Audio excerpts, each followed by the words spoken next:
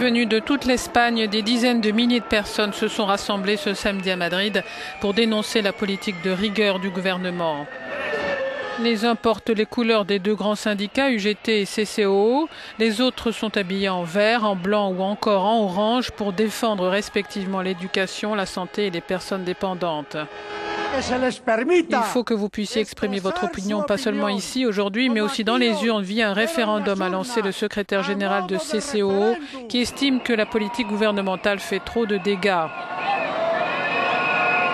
L'un des mots d'ordre de cette manifestation, ils veulent ruiner le pays, il faut l'empêcher. Ce qu'il faudrait faire, c'est ne pas accepter ces pressions venant principalement d'Allemagne, estime cette manifestante. Tous les pays du Sud, comme la Grèce, l'Espagne et l'Italie, devraient former un front solide et se placer devant l'Europe et dire si nous avons à payer la dette, nous la paierons, mais pas dans ces conditions d'esclavage. D'autres ont peur pour la santé des enfants et pour leur avenir dans ce pays qui connaît sa deuxième récession en 3 ans. À cause des coupures drastiques des aides pour la cantine, souligne cette manifestante, nous avons tout un tas d'élèves qui ne vont pas manger car le seul repas qu'ils faisaient par jour, c'était celui qu'ils prenaient à l'école. De son côté, le ministre espagnol de l'économie a assuré ce samedi que les sacrifices demandés aux Espagnols étaient absolument inévitables.